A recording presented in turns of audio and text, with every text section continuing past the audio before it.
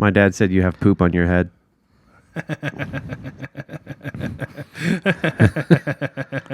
He's a creative and clever and very original joke teller. That's what he is. Yeah, he wouldn't even disagree with your insult back. He'd go, yeah, that's true. Doesn't change the poop on your head, but...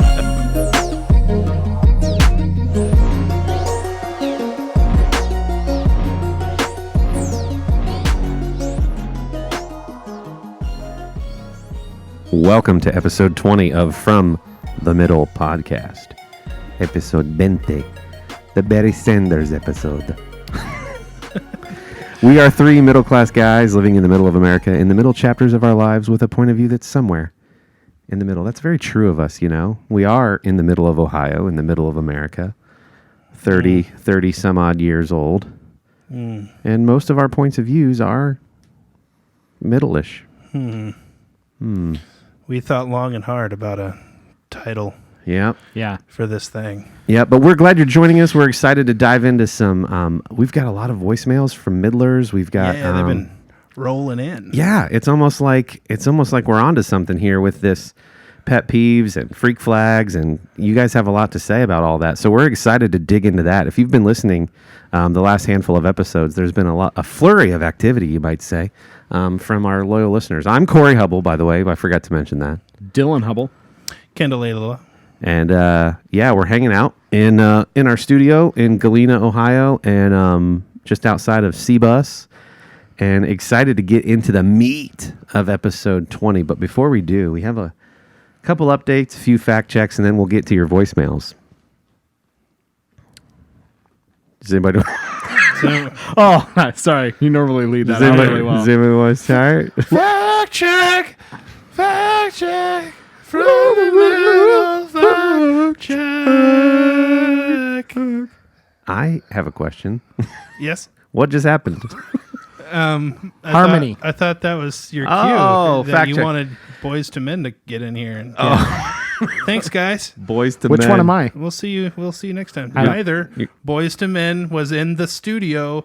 They sang the thing for us, and now they just left. Dylan, I missed that. Yeah, long time friends of the show, Boys to Men. To Men. featuring Ludacris. Luda. Pretty sure he wasn't one of the members. No, he was being featured. Oh, got it. Okay. I'm a little light in fact checks today, but one of our friends, Jeremy Kester, who's been on the show, had a little bit of a beef, a qualm. Is qualm appropriate? Yeah, it's fine. I don't care. With some words a word we kept saying over and over, and he talked to you about it, Dylan, and I want you to tell us about this, because you called me after work, and you're like, I got to explain this, because I'm a little confused about what his catch was, and I think we might still be in the right here.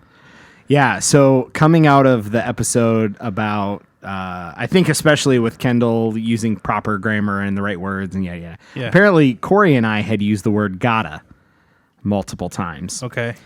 And he had never heard, apparently, that term before. Gotta. In the ways that we were using it. And he said the word gotta is like to get something. And you guys were saying like, and so I was using the example like, I gotta get going. He's like, what are you receiving in that? What? I have got to get going. Yeah. Yeah. And so he was trying to fill us in on this, or at least ask questions, and we ended up looking multiple definitions up, and we said, He's like, I've never heard anybody say that before. I've never had anyone. He's never heard it. I've never had anyone call me out on saying it before. And as somebody who likes to try to speak properly, but often doesn't, I like to try to learn what I'm doing wrong and do better. As an example, we often shorten things for purposes of conversations. Right. I always use the example I noticed a few years back. Everyone that says probably, a lot of people shorten it to probably. Right, or probably. And and others now that I'm listening for it have shortened it to go further to pry. I should probably call her later. Oh. Like PRY. You're shortening it again. And so I notice now I'm amused when I find other people that say pry as well, because it's just one of those things if you hear. So you just it kind of it slips into your normal routine.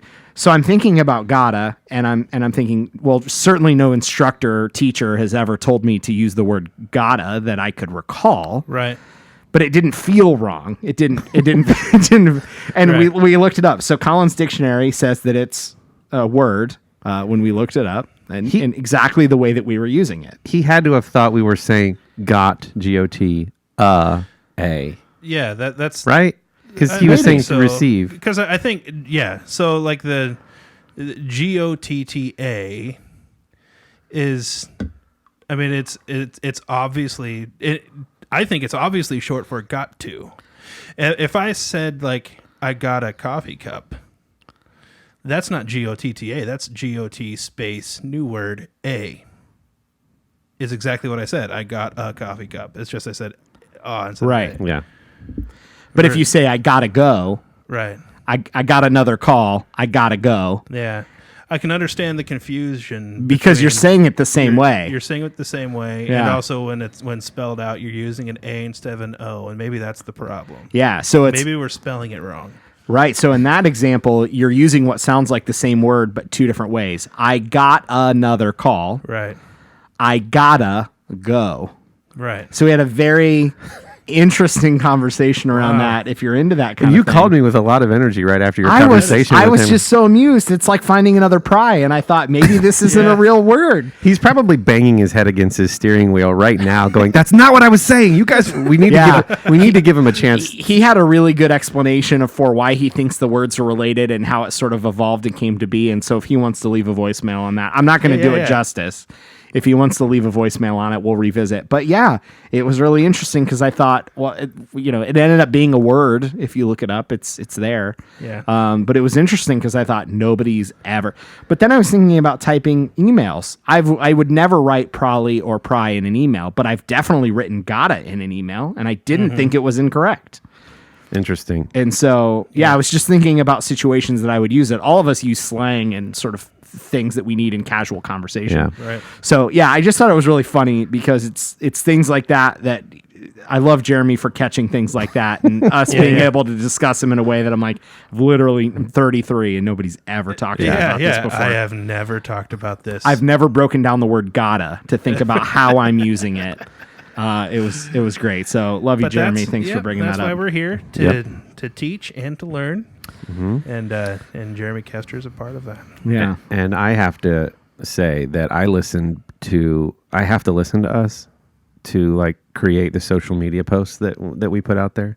So I have to go back and listen. And I was disgusted. I think it was 18 at how many times I said literally. And we had Yeah. just talked about how people overuse that word. Yeah. And so to hear yourself using the word that you just said as a pet But peeve. as long as you're using it properly, right? Yeah, but it was a mixture of both properly and improperly. Gotcha. And there were so many literallys in that episode. So I You know just what- wanted to apologize to everyone on planet Earth. A couple things that I've realized about myself from listening to this podcast has been well, first of all, I know that I'm among the vast number of the population that uses ums and ohs and those kinds of things.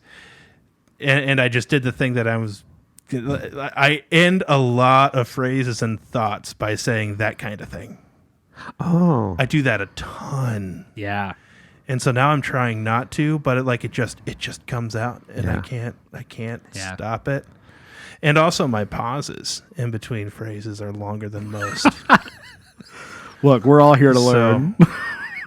if you guys catch me doing that, if you could just sing a little jingle while I'm thinking, Okay. Got Okay. it. Got it it. would make me sound smarter. Yeah. Cool. Yeah, after the Freak Flags episode, I was talking to my buddy Harley, and he just goes, "Man, you guys are neurotic." We have so much to I talk think- about. We I have so think much to we're- talk about on that one. I think we're honest, I think is what it yeah, is. yeah, I think a lot of people have these weird little things about themselves that maybe they've never even thought about. Yeah. But we forced ourselves to think about it, and Yeah. we forced our wives to tell us about them. yeah, And so therefore, for the three of us, those things came to light, and I think a lot of people just don't talk or think about the weird Yeah. little things they do and why they do or don't make sense. yeah. Can I tell a story about that ties into the neurotic thing? Absolutely. Okay. So last weekend, not a couple days ago when we're recording, previous weekend, Corey, family was over at your house. We watched Yeah. the football game. So my wife likes the little smokies, the little sausages with barbecue sauce. Yeah. Okay. We had a bunch left. They sat in the fridge for about a week. Yeah. We're having friends over Yeah. for the game on Saturday. And I upfront tell everyone, I'm not concerned about eating these. Is anybody else gonna eat some of these little smokies? And Jeremy texts me and says, "What are those?" Next text, yes. He will eat them. And full disclosure, they're a week old. And then I asked Carly, and he's like, "Not after the Freak Flags episode. I'm not eating them." So I ate, but I was like, okay, these are like pre-packaged sausage and barbecue sauce. There's so many preservatives in these. These have got to be fine after a week. Just a week, right? I ate them. They were fine. I didn't get Maybe. sick. But if that's weird for some people. That it would be There weird you for go. me if it was not labeled, if there was no marking that said discard after 4 days or whatever. Yeah. I would discard them for sure after a week. If there was a thing on there that said like consume within 2 weeks, Yeah. I will just trust what's on the label, and I would have been okay with it. Yeah. Most packaged meats like that are like months. You have months to eat them. Yeah. And so I was like 1 week after I don't know, opening, man. probably not a big deal. Like beef jerky, you'd be surprised. Look at a thing of beef jerky, and a lot of it says like, it's good almost indefinitely until you open it. Then when you open it, Yeah. put it in the You have 4 refrigerator. minutes. Yeah. yeah. That's like every cereal when exposed to milk. Yeah, I don't think a package of open beef jerky has ever lasted more than 4 minutes around me anyway. So Who are we kidding? What are we, monsters? Yeah. Okay, I have 2 things. One, on the Yeah. things you notice about how we talk. I've noticed that you have some really funny, dry comments that you'll like sort of utter under your breath in between thoughts that him and I will just trample right over. yeah, Like some of the most funny Kendall Gold, nobody hears because Dylan or I is already talking over top of you. yeah. A lot of that, and this is no joke. This isn't me just trying to play coy here. Like a lot of those stupid little jokes that I say legitimately are for me and not for anyone else. And so I don't care if anyone catches You have it. a microphone in front of you. Well, I mean, I'm going to talk. I'm going to put it in the microphone. It's funny if someone else catches it. To me, it's almost funnier if 100 people hear it and 2 people Yeah, I caught got it. you. That's very And you. those 2 people found it really funny, in part because no one else. That's who it's for. I guess, yeah, it's for me and those couple Yeah. other little weird. Because I go back and listen, and I'm like, man, that was really hilarious stuff that he said under his breath there that no one else heard because we were already interrupting. The second thing relating to eating and the Freak Flags episode, Betsy, who's a middler, said, on a scale of 1 to 10 of TMI things, that episode was like a 20. Because she goes, we were on our way to lunch, and you start... Oh my goodness. You start talking about picking your feet. Oh, I was like, I'm And really maybe- sorry. And maybe not eating the fruits of that. Anyways, labor. so Transparently, I go back and I also listen to each episode one time just to kind of take any notes or whatever that I think it will be helpful. I skipped through that whole section. I couldn't do it. I think I felt a little queasy that night when we recorded. I wasn't doing it to myself that's again. really funny. yeah. So I'm right there with you, Betsy. I couldn't do it. Well, we're going to get back into some comments about Freak Flags and some things that our dad shed some light on and maybe where some of these neurotic genes come from. Thank you very much. So any other updates before we kind of get into our voicemails and whatnots? I don't think so. Let's do it. All right. So I have a few. Yeah, there you go. He's like, I even made an outline and everything. So we're new to the suburbs. In the last couple of years, we've never been suburbs people. So just there's some things that take some getting used to if you've not grown up in the suburbs. One of which is solicitors coming to your house. Because for them, it's like fish in a barrel. I can knock on his multiple doors with my parent dropping me off. I can knock on tons of doors, right? Yeah. Or business owners on mini Segways or whatever. So it's 6:30 on a weeknight, and the doorbell rings, and it's fall. So our screen door is the only door. We've got the main door open, so it's just the screen. Doorbell rings. We're at the dinner table, one of the few nights a week where we actually sit around the dinner table and have conversation. And the dog starts freaking out and goes to the screen door. And this is Boy Scout on the other side. And I don't even open the door because I don't want the dog to get out. And I barely even make eye contact with him. And he starts in on his spiel. Hello, sir. We're here with I don't even know what it was. If it was food, like cheese and sausage sales or what. Mm-hmm. I interrupt him and I say, hey, man, it's not a good time. And he's like, so anyway, what we're selling is, and I go, hey, I said it's not a good time. And I'm getting a little assertive. And he goes, yeah, okay. So anyways, it really helps us out and we really appreciate it. And I said, we don't allow solicitors. My family is sitting down at the dinner table. My dog is freaking out. He goes, okay, sounds good. I'll be back in an hour. And I go, now this is the fourth time. I have a sign on my door that says like friends, family, and neighbors welcome, solicitors, no thanks or whatever, right? Right. So he ignored that, disrespected me. He saw by my body language and eye contact that I wasn't having it. And after saying, please not right now, or please go away twice, he's like, I'll come back in an hour. And I go, please don't. As he's walking away, he goes, yep, sounds good. I'll be back in an hour. Oh.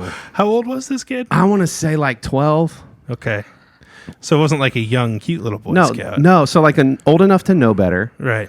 And I was so badly wanting, he didn't end up coming back an hour later, but I was actually kind of excited because I was going to be like, let's try this again. Tell me your name and tell me your troop leader's name because I'm going to have a conversation with them. Right. It really, do you guys have solicitors? Do you get solicitors? You know, we do. If you haven't seen the Sebastian Maniscalco kit, you can look it up. Sorry. He's got a bit. It's grandma army crawling across the floor to avoid somebody coming to your door. Company. Yeah. Company. Yeah. Just look up Sebastian Maniscalco Company. And the whole bit is great. It references to actually seen what this company used to be like, or everyone would run to the door all excited, sliding across the hardwood floors, in their socks. And now it's like, get down, turn off the lights, grab the sword under the couch. We're pretty much that family. Do you remember we grew up in the middle of an 8-acre woods, and our driveway was a very long gravel driveway. I do remember it. It was my home. Yeah.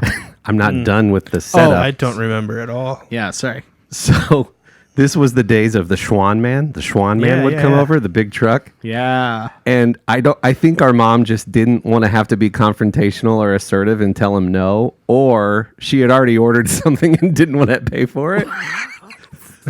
But as soon as the truck came off the road and down a really long driveway through the woods, she'd be like, boys, hide, shut off the lights, shut the garage door so he can't see the car. Yeah. Oh, man. The story I always heard was that he was an incredibly good salesman, the Schwann man. She couldn't say no. I also love that you threw our mom under the Schwann bus. So that was great. Yeah, threw her right under the box truck. Yeah. But that was the story, that he was just an incredibly good salesman. Yeah. Didn't take no for an answer and was really persistent. And that kid has a dad that's like, you don't take no for an answer.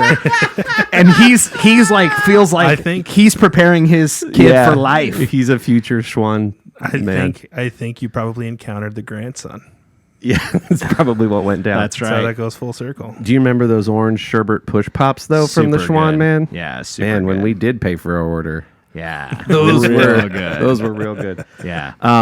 I did another first this weekend. So as you guys know, we've talked about when we had Greg on, I'm sort of getting more and more into motorcycles, and I don't have my own yet, but that's, hopefully in the not Here's too looking at distant you, future. sponsors. Yeah, that's in the not too distant future. But so Greg, who we had on episode 5 to talk about Godzilla and whatnot, he's always been saying, we got to do one of these Harley demo trucks. Harley demo truck. We got to go. These dealerships do these Harley demo trucks. And I didn't know what they were. But the gist is Harley brings in all of that year's brand new bikes, 20 plus bikes. And it's an all day Saturday and Sunday. And it's free as long as you have your motorcycle license. Mm-hmm. And you can just ride as many of the bikes as you want. Some of them just let you go out freely, and some of them do like riding groups. So in a day, there might be 15 groups that go out. And And it's just hop on a bike, go out with the group, come back, sign up for the next bike that you want to try, go out, come back. And it's just this loop that you do. So we did that in Springfield at Revved Up Harley Davidson. And they brought out all the new 2020 Harleys. And so you could ride everything from Sportsters all the way up to the top of the line cruisers. That was one of the most fun things I've ever done. Because That's cool. you get a feel for what you like, what you don't like. A couple bikes that I thought that aesthetically in the brochure, the catalog, whatever, are just so cool to look at. You get on them, and after 2 seconds, you're like, nope, super uncomfortable, would never ride this, Yeah. It was really, really cool. So I know James, who we had on as well, he just got his endorsement. And Yep. so I was telling him, dude, this is something that you got to try. So really cool. So took some pictures from that and had a good time. Saturday, we're going to the Ohio State-Michigan State game. Fun. Some very nice friends of ours gifted us some club level seats. Nice. Sick. And it's a blackout. So it's a night game. Yes. Blackout. I've never been to, I don't think I've been to a conference game. Maybe one, maybe right when Rutgers joined the Big Ten. But I've never been to a night game. So I'm really excited about doing a blackout in Ohio Stadium with some friends. And Sherry is jacked. So, Yeah, no doubt. So Yeah, I would love to do that. Actually, my father-in-law was asking. Bree was excited. I like the black jerseys too. I think throwing that in on occasion is really exciting. And he asked, "What's kind of the purpose of the blackout?" And I was like, "Well, it's mostly aimed at getting the students super hyped, and there's probably a bunch of recruits visiting that night." And so it's all about atmosphere. On top of all about obviously winning the game, it's atmosphere. It's atmosphere. It looks cool on TV. Looks real good on that ABC 7:30 p.m. time slot. The recruits are it's gonna be an electric type environment. So if I have one complaint of our home fans, it's we have such a large fan base that the tickets are pretty well sought after. And you have a lot of older fans that are excited about the game, but not excited enough to stand up, clap, cheer. They generally sit pretty reservedly in their seats. So that's not one of the nights that they want to be there. If you want as many excited, willing to stand, jump up, clap, then sit back down type fans as possible. Because I've heard, if you follow any of the kind of recruiting insiders through ESPN, those type of events at the biggest stadiums do well with recruits. And so- there's also the idiot factor goes up significantly, though, because the people who have been tailgating well, all day. that's a thing. Also helps the atmosphere. The tailgate still starts at 10 a.m. Yeah, that's right. That doesn't change the start time. Yeah. It just draws it out longer. So I will be wearing my black T-shirt that is the Stormtrooper helmet with the Buckeye stripes down the middle of the Sick. Stormtrooper Yeah. helmet because I don't have one of the black jerseys, so I'll be wearing. I that. think you need to share that phone wallpaper you made on from the middle page. I Yeah. think a lot of people would like that for their phone wallpaper. Yeah, and since Kendall's wearing the other team stuff right now, live while we're recording this. Yes, I am. Yeah. So anyway, those are the updates. Also wanted to quick, if you're a Walking Dead fan, it starts this weekend. So I had to get caught up. I had to watch 6 episodes from the previous season to get caught up. But Walking Dead starts on Sunday. So Nice. okay, let's dig in. So we had a really good. Do you want to tell the story first about this caller, this middler, this long time? Yeah. So from the Middlers episode, the very first voice message that we received was I'll just play it again. We played Yeah, it do like it. 3 times. Here it goes.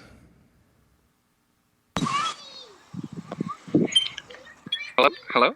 Is this? Did I get through? I got through. Is this from the middle? Hey, hello? Hello? Good. Oh. So that was after we had been begging for weeks and weeks for people to leave us voice messages. We get all excited because we finally got a voice message. Yay! We just got a message. And it was that. and it was sent to us anonymously. Like it gives you the option of filling out your name and stuff, which we want you to do if you leave us a voice message, just so that we can give you credit and you can kind of take some ownership of it. And and that's cool. But he just wrote the word no With an exclamation point. and for his name, and none of us could figure out who this was. For a minute, I thought it might have been Jeremy Kester. I thought that maybe sounded like him, but I'm not as familiar with Jeremy as Dylan is. And but it wasn't Kester, and so we had no idea who this was. The same person sent us another voice message since we've last recorded, and the voice message again was sent to us by the name of No. And listening to it, and it took me probably like 5-6 times before it dawned on me, I know who this is. And then I went back and I listened to the original one again, and then it just confirmed it for me that I knew who it was. And it was a long time friend of mine, and I didn't know that he was even listening to the podcast. And so I had sent him a text message, basically, because I could have been wrong, but I Right. knew that I wasn't. Yeah. Sent him a text message that basically just said, hypothetically speaking, if you ran a mediocre podcast and someone anonymously sent you a voice message, do you think that person would want to remain anonymous? And that person told me that no, they don't care if they're anonymous anymore. They did confirm that first one was indeed a joke, and it played perfectly according to how he wanted it. He wanted it to be our first voice message, wanted us to be excited about getting our first voice message, and that's what That's it was. funny. So it wasn't a mistake. It was Yeah. it was a very well played and executed tongue-in-cheek I feel joke. I feel like such a fool. So I know who this guy is. I don't know. I kind of want to see if there's any other folks out there that can figure out who it is. That'd be fun. So I'm going to leave it hanging Okay. for a minute there. All right. But just know that I know who it is. I appreciate that you're listening. Anyway, he sent us a new one, and here it is. Hey guys, long-time listener here, and when you played my voicemail on the last episode, it reminded me that I wanted to call in about something that one of the Hubbles said when you were talking about stand-up comics, and this idea that you can't really know if something is funny until you test it out. And it was just a really interesting perspective. I hadn't really thought of it like that before.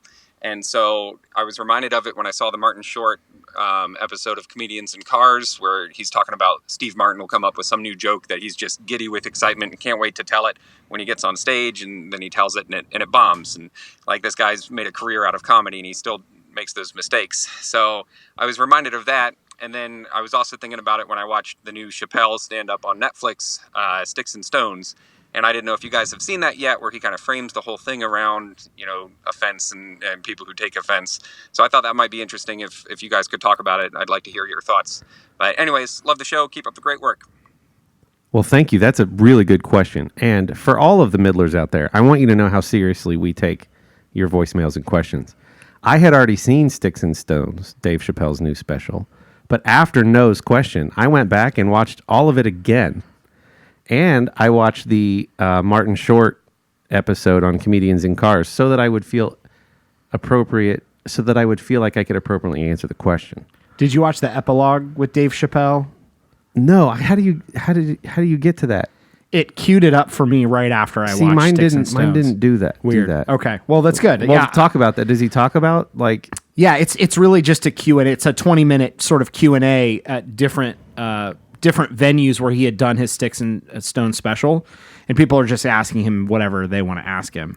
But it's funny because he references again one of his favorite clubs in San Francisco, and I'm forgetting the name of it now, but it's a small, like 200-seat comedy club, and that's where he was testing some of the material for even Sticks and Stones. Okay. So it's funny because that the caller brought that up, because it literally, he referenced it again of testing material. Gotcha. So sorry, did I mean? No, that was it. So it was an interesting kind of Q&A from Dave Chappelle. So just my observation in an attempt to answer would be, I think in the question just now in the voicemail, I think there's two different types of quote unquote testing.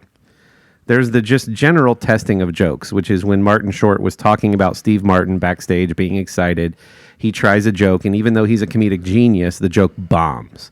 That's just testing a joke. If you're not familiar with how stand-up works, they don't really have another venue from which they can try out their stuff. They can do it in front of a mirror all they want for like timing and delivery and stuff like that. Right. But there's no other place for them to see if a joke is quote unquote working. So what they do is they'll do it in really small clubs and venues before they go to the big stadium shows, obviously, right? So Right. their way of sort of working out, they call it working out a joke or working out a bit, is to just try stuff. And the audience sort of knows if they frequent the clubs a lot, they're just working stuff out. They're working jokes out. They're trying to make it work. What you see on Netflix is usually the result of 1 or 2 years of doing that entire set.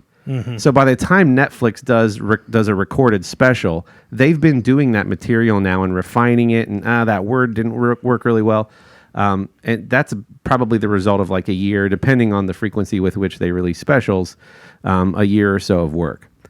Then you're talking about sticks and stones. That's a very different sort of testing material. To me, that is like I'm testing the general public to see if this joke that's offensive, that I know could be offensive, or is very controversial, I'm testing their readiness, Yeah. if that makes sense, to Yeah. hear that and laugh at it, right? Of course, that's going to vary depending on where you are in the country. That's going to vary based on whether or not they know who you are, because that's something I thought about while watching Sticks and Stones, and I know you watched it, Dylan, too. If any other like new comedian did half of those jokes, they would have bombed.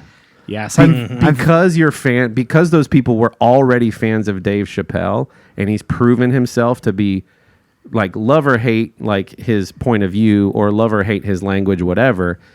He is one of the best, right? He's so relaxed and polished at the same time.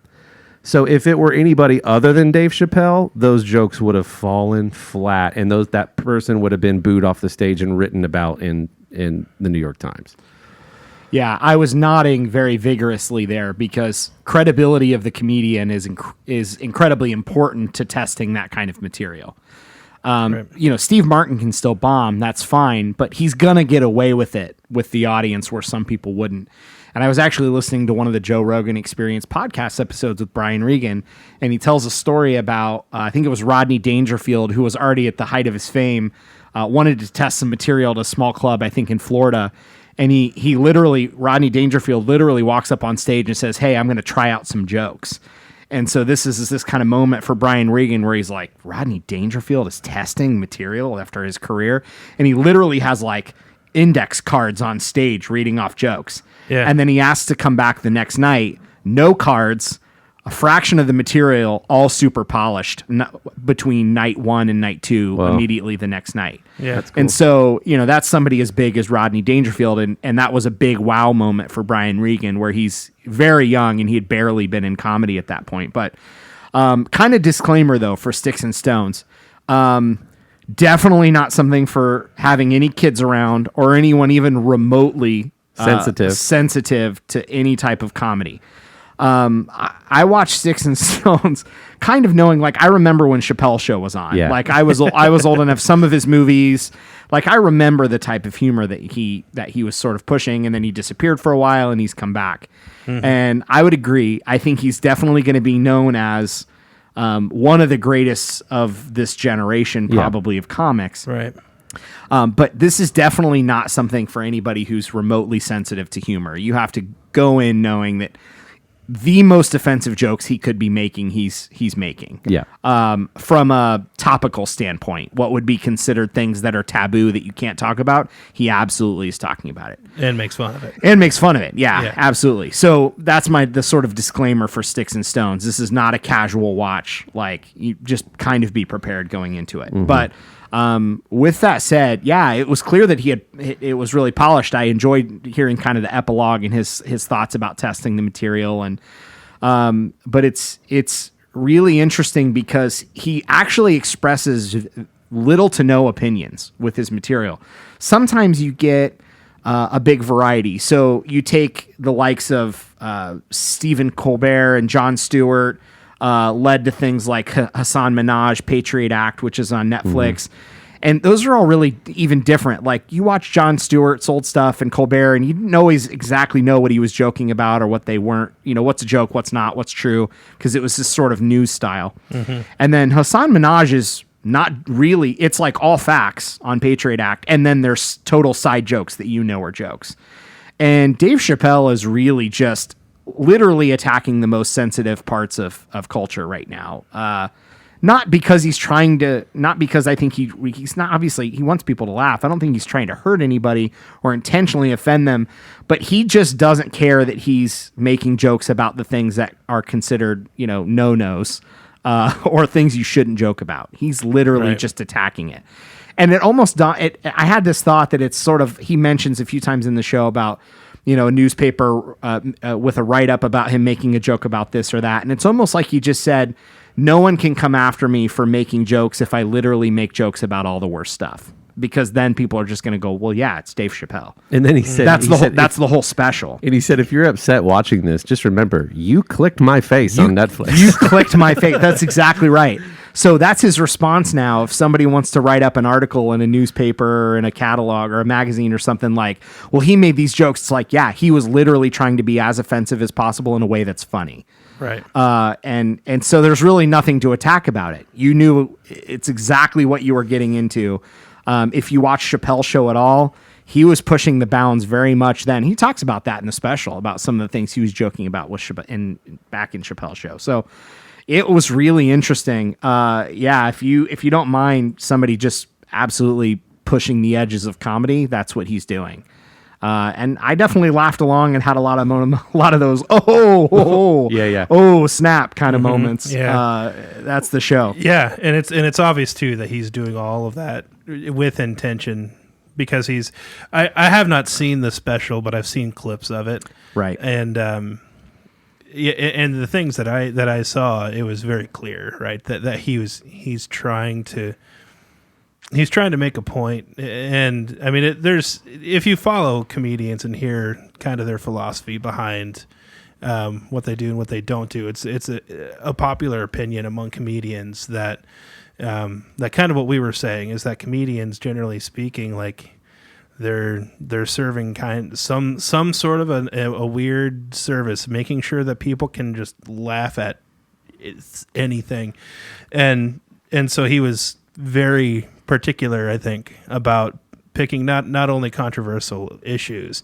You make a short list of the most hot button topics today, and that's precisely what he went after.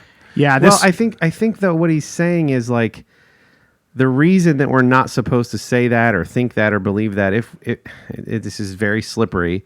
But we're catering to a very, very, very small percentage of people that we're catering now to with our political correctness. Mm-hmm. And so when he says something and gets a huge laugh, I think that's a little bit of people's relief that more people are actually of the mind that how crazy it's gotten with hypersensitive stuff right now. Yeah. I think they're feeling that like, somebody else feels like this has gotten a little out of hand. Yeah, if anything, like there might be even a little bit of a comedian trying to kind of flex his rights a little bit and pushing back against a cancel culture. Yeah, because even if super, super liberal comedians are saying stuff going, this is crazy. Yeah. This has gotten out of hand. Well, you go north of the border into Canada and you've got comedians that are getting fined and taken down and I think in one case jail time for jokes that they made on stage. And these aren't jokes that were like inciting violence or anything like that. It's just they have very stringent hate speech laws up there that we don't have here. And so those are some of the kinds of things that you hear comedians when you hear their interviews behind the scenes, they talk about that a lot. And and how they want to make sure that they're able to somehow protect free speech here. Yeah, it was very clearly not, knee-jerk reaction tweets about sensitive subjects. This is a really thoughtful dismantling of a brick wall of things that we have, for some reason, said we're not allowed to joke about. Ooh, that's well said. He's very clearly taking brick by brick down of this wall that comedians aren't supposed to approach, and literally just he takes the bricks and rebuilds it into an archway to walk right through. And so it just felt like he very thoughtfully dismantled all of this in a way that you really, what are you going to do? It's what we said in one of the previous episodes. Like they're comedians. If anyone kind of gets a pass, and again, we're not talking about every comment ever made, but it's like if there's a industry, if there's a person who can go at a whole list of no topics and dismantle it, he did it very thoughtfully. Like if you listen to the words and sentences and the structure and everything, it's very deliberately pretty brilliant. In a weird way, you feel like you're not supposed to laugh at, but you find yourself kind of laughing at. Yeah. And I think that was what it was. I think that's what it was about, dismantling that whole clump of things that we're not allowed to talk about. Yeah, that's a good way of putting it. Well, just like Cool Cat John figured out when he suggested we talk about freak flags and did a whole episode on it. No, just realize that we will over answer your questions because we take them very seriously. But no, that was a legitimately good. I mean, that's something that I'm super interested in, that topic anyway, and censorship and comedy and blah blah blah. So anyway, thank you for the question. All right, we're gonna skip. We want to come. Sherry is a loyal middler, and she sent us a long list of pet peeves and freak flags both that I think are really interesting. But we've got some other voicemails to get to, so I want to do that, and maybe we'll come back to Sherry's pet peeves and freak flags. So Jeremy, our buddy, who we've talked about already, sent us a voicemail.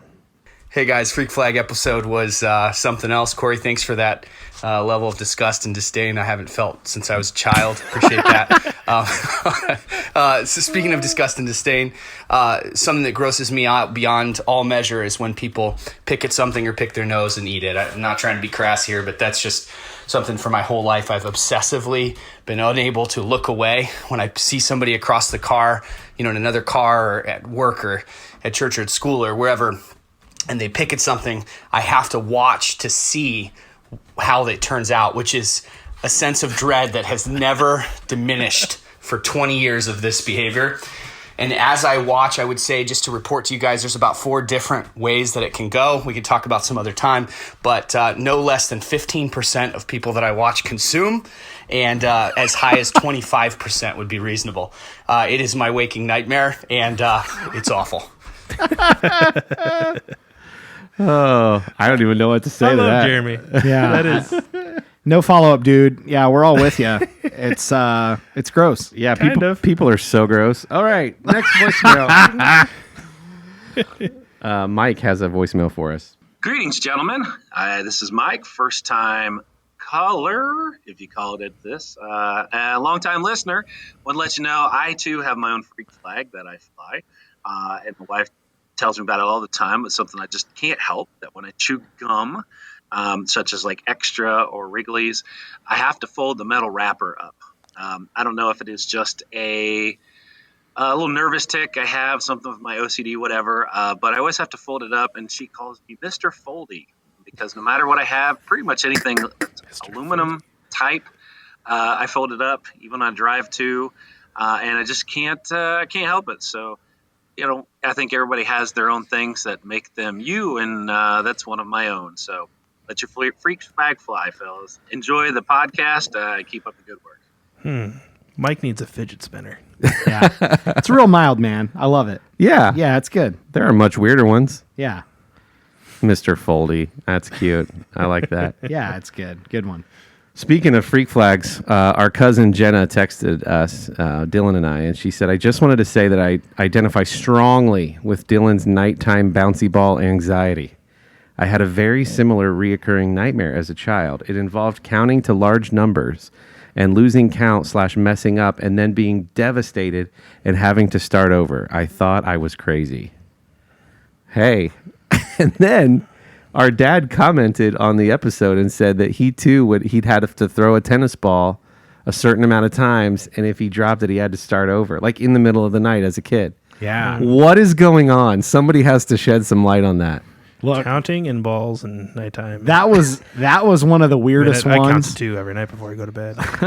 outside of Corey's weird foot thing, that was one of the weirdest ones I think on the episode, and I'm getting a lot of love for it. So I'm feeling real good. I'm flying high with all the support. You people are the best. Was it was it that blue racquetball? Yeah, it was a Okay. racquetball. Yeah. yeah. I forgot what time. I think I said rubber bouncy ball or something. Yeah, it but was it was a blue racquetball. Yeah. Yeah, I don't know why that. It honestly probably could have been anything. That's just probably what was sitting near my bed or in my room or whatever. If you lost the blue racquetball, would you have to find the blue racquetball? I don't think so. I don't. It's hard. That's a long time ago. Okay. But probably not. Okay, I have another voicemail from our buddy Brad. Hey guys, love the last episode, the freak flags. Totally relatable, but couldn't help but notice you didn't talk about Sebastian Maniscalco, and just wanted to know, is everything okay? Brad, not only is everything okay, I've already checked that box this episode. You're welcome. And this is interesting. So we've talked about misophonia a couple times with both pet peeves and stuff. And on one of the most recent Pete and Sebastian show podcast episodes, Sebastian talks about his misophonia and his hatred of certain noises. So it's if you're curious, it's episode number 372. It was from September 20th. And he said he just absolutely gets set off by everyday sounds. So, like on airplanes, if people open a can of Coke or are opening a bag of chips, he said when his wife gets in the car with an apple, he's like, he said, I just want to jump out of the car. He's like, I cannot stand it. He said, I get instantly enraged. And then this cracked me up. So Pete says, well, why don't you just get some of those noise canceling headphones? And he said, even though I have those on, I know it's happening. Oh, So he knows that a guy biting his fingernails on a plane or like chomping a bag of chips, he's like, even though I can't hear it, I know it's happening and it's driving me insane. Well, and you can probably make it worse in your head too if you can't Yes. hear the noise. Yes. Yeah. Yeah. You're making it. Yeah. So- man, that's a lost cause, dude. I don't know. Go see a therapist as far as Sebastian is concerned. 'cause Yeah. I don't know if you've got noise canceling headphones on or something, you can't even hear it and it's still bothering you. Mm-hmm. Yikes. He's like, I just know that it's happening.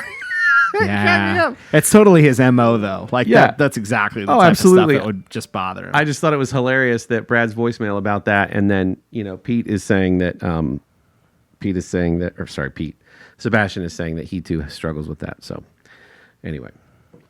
All right. Another voicemail from Mike.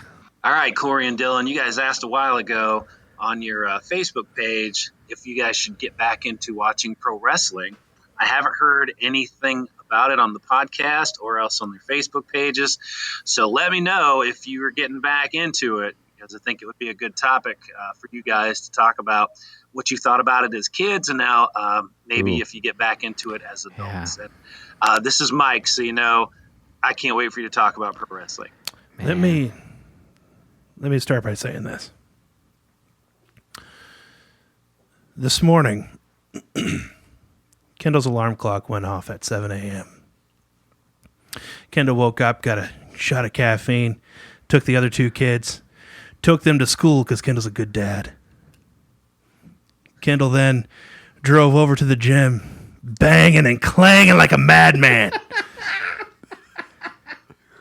And Kendall went back to that school, picked up the kids, brought them home. Kendall fed his kids lunch. And then Kendall sent his kids off to nap time. Then he waited. And Kendall waited for his wife to come home. And then Kendall got in his car, drove up the 605, drove over on Woodtown Road, up Sunbury Road to Galena, Ohio, so that he could say this.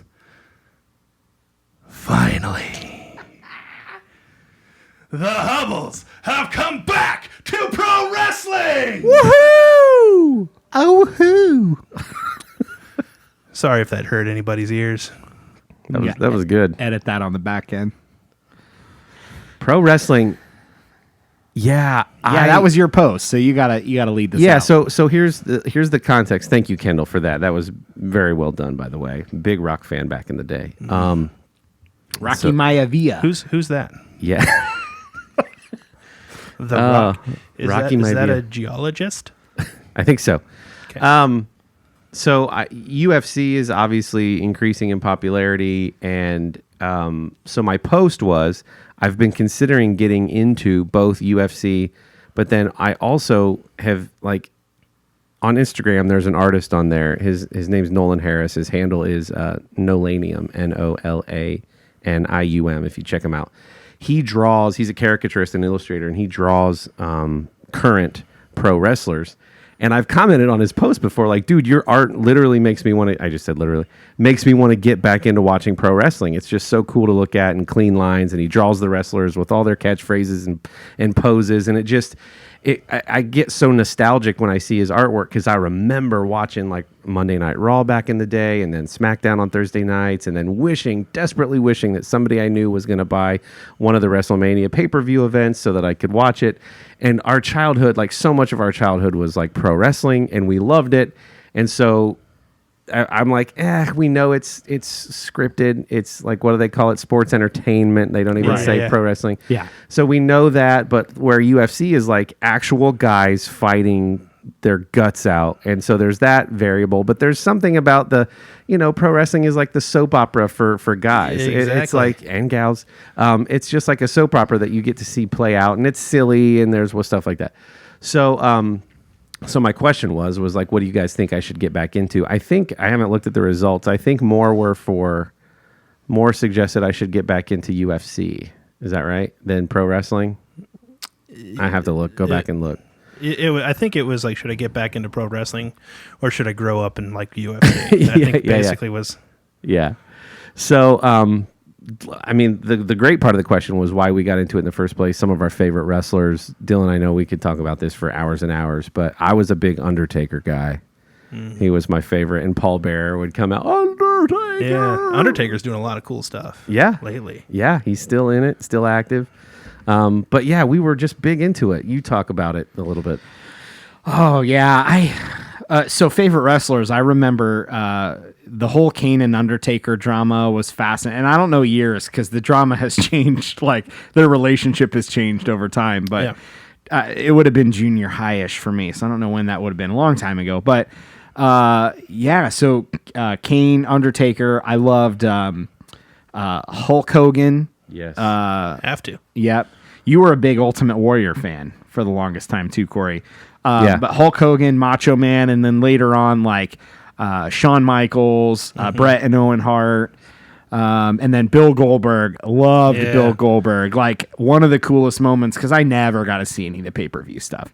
So, like, one of the coolest moments that I saw was the Bill Goldberg had won, I don't know, over 100 matches in a row or something. Yeah. And like all of the NWO came out and like was attacking Goldberg. And then all the WCW guys that were there, and probably including Richard Smiley, all ran out and were like, there was this massive brawl at the end of like the last 10 minutes of whatever this episode was. And he ended up losing the belt somehow to Kevin Nash. I don't remember. Yeah.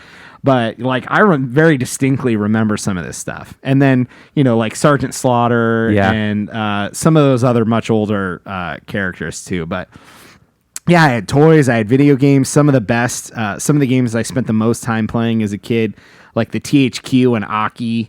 I don't know if I'm saying that right, but like the THQ and Aki brand wrestling games were really good. I always customize my own characters and. Mom had found at one point, it was probably like at a Big Lots or something, these it was what, 3-inch wrestling figures, something like that. Like basically their arms moved and their legs moved, and that was already enough to kind of get excited. And it came with this little ring. It even had ropes that you could like individually latch on each rope. Yeah. And then you'd always get a couple wrestlers, maybe 6 or 8 wrestlers in a pack with a ring. And then usually 1 or 2 accessories. So like a chair, a folded up chair. You couldn't unfold the chair, of course. It was just a folded up chair. A dumpster. Or a dumpster came with one of them and a belt. And you actually you took one of those rings and you built an extension with cardboard. So the edges of the ring was like a blue plastic or something. Yeah. And Corey took cardboard and laid this ring into it and extended not the ring itself, but what would have been the floor around the ring, built up a barrier for where the crowd would for where be. the crowd would be, then build a ramp up to a stage and then stairs, and then there was a backstage area.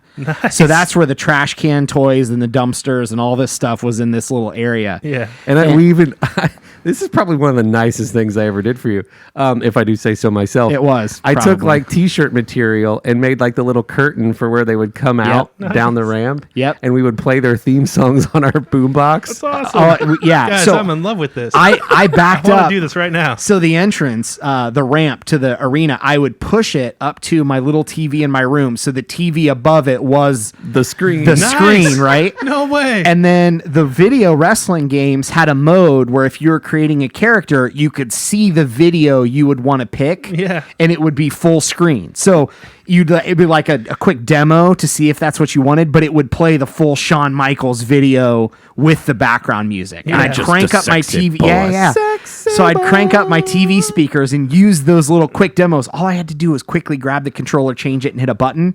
And I had separate intros on my TV.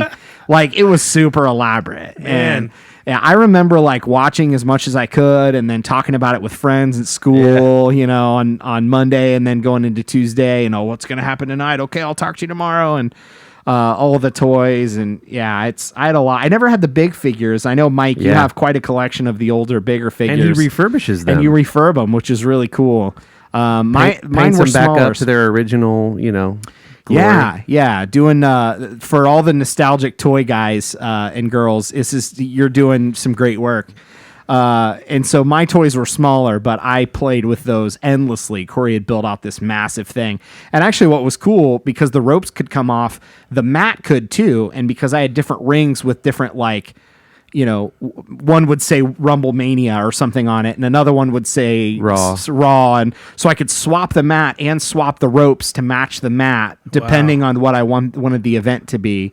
And I did that endlessly. Just hours and hours. drag that out to the living room or play with it in my room. And it kind of even folded over on itself. So like the ramp in the arena could kind of fold up over the top of the backstage. Yeah. And I could throw everything in the box and just take the box places. Yeah. And so it was really well designed, like such a cool accessory for those toys that I just played with nonstop. And I remember using like shiny blue tape on all the cardboard so it didn't look tacky. Like it actually looked like the blue of SmackDown. And the blue tape that you used almost perfectly matched the blue plastic on the ring. Like, you only knew it wasn't an actual accessory for the ring because it was tape. But other than that, it was, from a distance, it looked like it was built to be that way.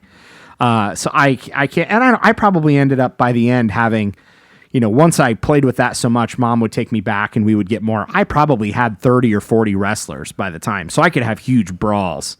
And set up different teams and tag team matches. And, Oh, yeah. Oh, there were cages, little cage things you could Yes. put on the side. And I had so many extra cages that I would start laying the cages across the top so that it was a full like cage match. You couldn't play inside then, but it was super elaborate. Like I had so many accessories. It was great. And so between the video games and those toys, that was a huge chunk of my childhood. Kendall, I want to hear about your experience with wrestling as a kid. Before, though, it was some phenomenon that occurred because our mom never really loved that we watched pro wrestling. Yeah. And we would be like, Mom, it's not that bad. Like inevitably, this is a phenomenon that happens for all kids when they're trying to convince their parents that they should be allowed to watch a show. Or play a game, or watch a movie. The or times when Mom would walk out into the living room and see us watching would always be like a lingerie match with the ladies of wrestling. yeah, the worst time. The worst timing. And we're like, it's not always like this. Like, for real, like, for the most part, it's just muscly dudes. Yeah, inevitable. A movie's R-rated because there's 2 bad words in it, and Mom walks out right when those words And drop. she's like, no, that's not what's happening. You're just aware of it because I'm out here. You're like, no, I'm pretty sure this was just the only match with women tonight. Yeah. Anyway, were you a wrestling fan, Kendall, and who did you follow? No, yeah, I was a wrestling fan. I followed everyone that anyone else followed. Yeah. The Rock obviously was Yeah. my favorite. Like Farouk with The Rock. Ahmed Johnson. Back when it was, yeah. I mean, the Rock, Steve Austin, Yeah. Goldberg, like you mentioned, Yeah. sort of like that era was sort of the time I was really into it, which was relatively short-lived, I think, compared to you guys. I think I got into it later. To be honest, I think it was mostly high school that I was paying attention to pro wrestling. Yeah. Yeah, loved it. I remember being a little heartbroken when Hulk went NWO. Yeah. Yeah. There's a lot of folks who I think were huge Hulk Hogan fans, and then sort of later in his regular career, kind of were over him and thought that it was contrived and that he was trying too hard. Because I was in that camp, but then like now these days, because pro wrestling is struggling and they just they need numbers compared to what they used to have, Right. And so now these days, when there's a special where Hulk Hogan is hosting, now he's cool again. Yeah. Interesting. And so that's where I am. So like I loved Hulk Hogan, and then I was over Hulk Hogan and thought he should go away, and then now I love him again. Yeah. So, but then also like today's, I don't know how much of today's pro wrestling you guys have seen. I follow on YouTube, and they put out a lot of good free content on YouTube, full matches even. But I don't subscribe to anything where I'd be able to watch anything today. But it is definitely different. And one of the things that I understand is that, like back in the heyday, it was they were paying guys who were really good at character development for themselves. Yeah. And so they were extremely talented, not just in an athletic way, but we know how to get crowds going, and we know how to make people watch us on TV. And producers would they would help them develop their characters, but when it came time to perform, it was just go out there and say the things that you think you need to say in order to garner reactions. Right. And that's how it all played out. And so all of those rants that The Rock did, he was probably rehearsing in his dressing room or something like that. But I mean, that was him. Right. And versus today where things are scripted. Right. And you can tell, and it just maybe we were just fooled easier when we were younger. Possible. But trying to go back to it today is just different, because like I'm expecting one thing and I'm seeing something else. Some of it's kind of funny. Like they have it, I don't know if you've seen any of they have the 24/7 belt now. Yeah, Do you know no what I'm idea. talking about? Nope. No. It's literally a championship belt that there's no rules. All you have to do is pin the guy who has the belt, and the belt's yours. But they're not scheduling matches. It's just wherever. So if you have the belt, you could be like, in bed at your home, and then next thing you know, some guy like sneaks up on That you, makes me want to watch it. breaks in and pins you on your bed, and now he's the champion. But part of the rule is like they have to have a referee with them. and so you'll see these situations where like someone just wins the belt, and then like another guy like offers, like they're getting chased, and a guy like offers him a car, like, here, get into this car real quick, and they won't see, and I'll drive you away, and I'll help you. And then like you open one of the back doors, and a referee steps out. It's like, I gotcha. And then I'm uncomfortable with the heights that some people would go to. Like, I gave him sleeping pills in his meal, and then I went and tackled him as he was starting to doze off. Yeah. So before, when it was a soap opera, and we all enjoyed that and the storylines that happened, and nobody was breaking character, and well, today, I mean, they're not really breaking character, but so much of it is just like contrived humor, Right. and in my opinion, the most watchable stuff is the stuff when you get The Rock coming back out. And Yeah. Which but we still we would still eat it up, right? Like even the contrived humor, like we absolutely just eat it up and just love every minute of it. No, I still follow him and I still watch the videos. Yeah. But so the original part of the question was, have we gotten back into it? We've already established in the Freak Flags episode how neurotic I am, at least with like Netflix and the bar being all the way red, right? Because I've completed a show. I think one of the barriers of entry for either UFC or pro wrestling for me now is like there's so much content. You have to have the extra channel on cable because like I wouldn't buy all the pay-per-view events, and then you would feel like I've got to see everything to follow all the storylines. Right. The time commitment to get into either feels so big if you want to see everything. And so you would have to go into it knowing you're not going to be able to see all of it.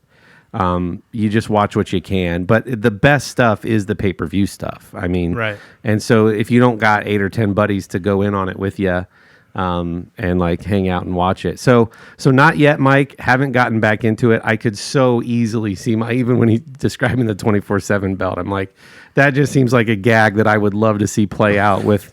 But it might be cool to just watch for 2 weeks and report back. Yeah. Like I watched everything I could inside of 2 weeks, and here's what I thought from when I used to watch in junior high school and what it's like to watch at 35 years old, and then just compare and contrast. That might be a fun experiment. You should. And the UFC thing, so some friends invited me to OB-Dubs to watch a UFC match. I get there at like 9:30. And I know literally nothing. And apparently there's a lot of like less prestigious matches before the big one.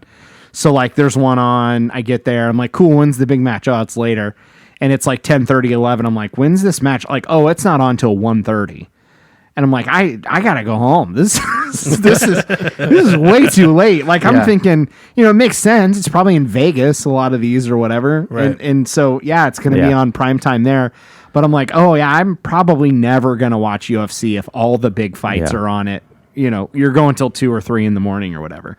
That's just, it's not that I can't stay up, but I probably could, but Sure. that's a lot of time investment really late at night that I don't know. Maybe it's worth, that's obviously worth it. A lot of people watch it. Right. I think I'm in that camp with you that it's like, you wanted to watch all of SNL and you went back and watched 30 some years of SNL. Yeah. So you could literally have said that you watched every episode and skit Right. that ever happened. I obviously couldn't do that, but it's like, but then I also know on the tail end, just to watch the new stuff, I've got to be up super late anytime that they're Right. on. It just feels like a lot to jump into it. I'm not saying it's not worth it. Lots of people love it. I'm sure it is, but I also was caught off guard by that first night I went to try to watch something. And I fell for the hype, and we bought the Conor McGregor Floyd Mayweather fight, and we invited some guys over, and we made a night of it. So I get it. I get the hype. I get the excitement around it, and like I said, I could easily see myself falling back into it. So we'll set some. Maybe this winter I'll do that. I'll just watch for a couple weeks and like report back. I think that'd be a fun thing to do. So Yeah. conscious of time, we're winding down, but we've got 2 more good voicemails we wanted to make sure we threw in before we quit. And a new voicemail just came in while we were recording, actually. Oh, really? Yeah. Hello, my name is Douglas Walters, and I'm a middler, and I don't care who knows it. Douglas Walters.